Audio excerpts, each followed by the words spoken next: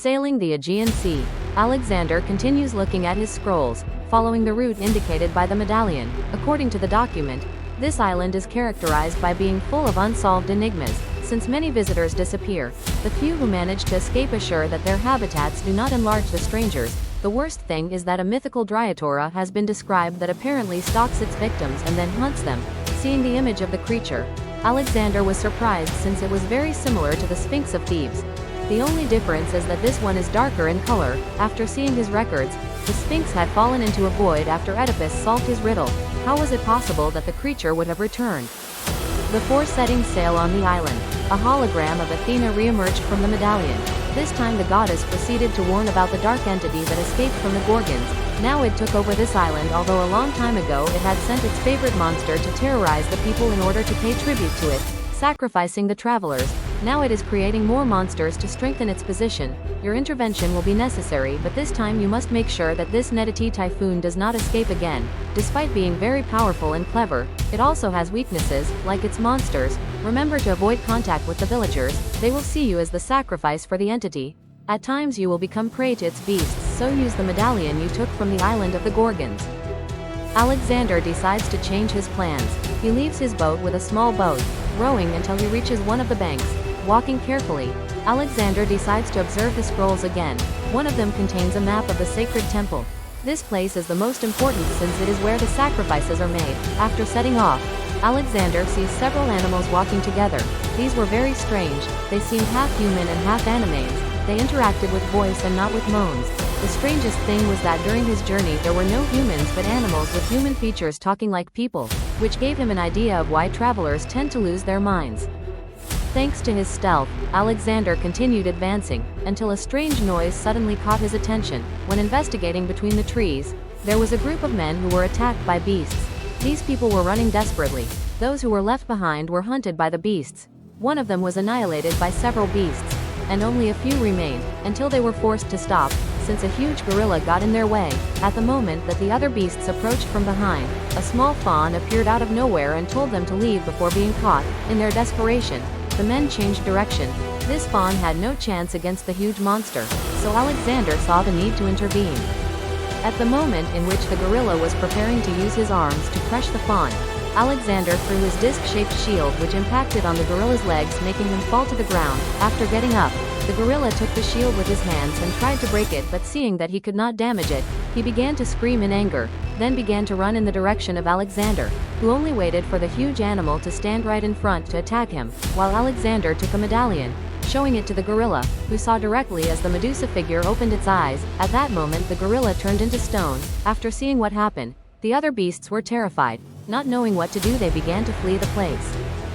When everything calmed down, the fawn goes to Alejandro to thank him for saving his life. If it hadn't been for him, he probably would have died at the hands of that gorilla, with which Alejandro asked him why they were following those men, with which the fawn replied that they were lost travelers, who arrived at the island, after being attracted by a mysterious melody that caught their attention. Until they realized that it came from here, they never imagined what awaited them, since most of us tend to be very aggressive with travelers.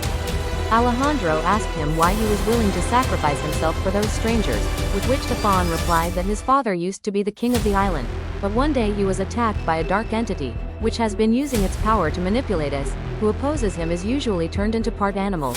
Over time he ended up doing the same to everyone. According to the fawn, a priest with extensive knowledge in human and animal medicine is the one who decides who will be mutated and who will be sacrificed. Apparently he has a pact with the dark entity that controls the others. It is the same one that emits sounds and signals to attract travelers, to then be captured by the hybrid beings and be delivered to the priest to have fun with their experiments. In return he gives some as a sacrifice. For years the fawn has tried to help travelers, but it is always in vain, since the other beings are very fast and strong, even more in a group. Alejandro asked about the whereabouts of both. The fawn only replied that everything is underground, full of caves and very easy to get lost. The only way to find them both is during the sacrificial ceremony, where the priest meets his beasts to offer their victims in exchange for more favors. This generally occurs during the nights of the full moon, on top of one of the mountains. At that moment a group of sphinxes appeared flying in the firmament. In their claws they carried the travelers that Alexander had seen before. This meant that soon there would be a new sacrifice. The fawn showed him the path that Alexander should follow to get to the place of ceremony. In addition, the fawn gave him a bag and told him to use it to be able to get to them without attracting attention, with which Alexander decided to move to the place.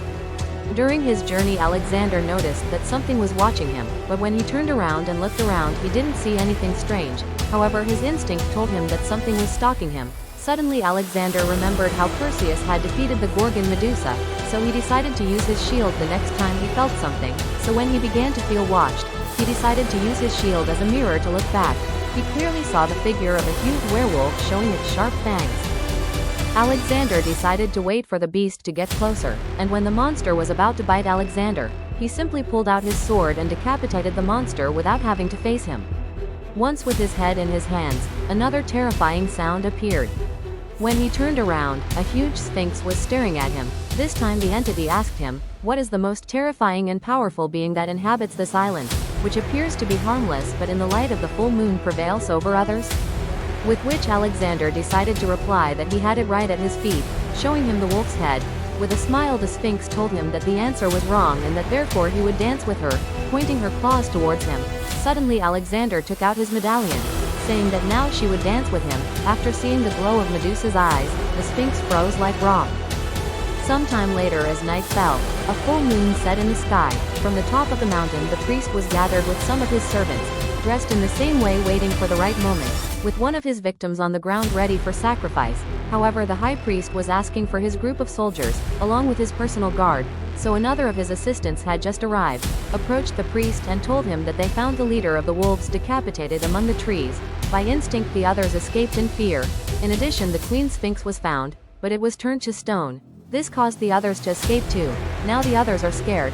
Some ventured into the sea, others remain hidden. Therefore, it is necessary to start alone before something similar happens to us. The monk said that after the ritual, the Great Spirit would take care of protecting them. So the monk proceeded to begin the ceremony, calling the Great Dark Entity, which appeared flying from the skies as an enormous dragon, which turned into a terrifying smaller creature for the ritual. The monster asked why the guards were absent. Without alerting the situation, the monk only replied that they were circling around and that they would join later, so he suggested to continue with the ceremony.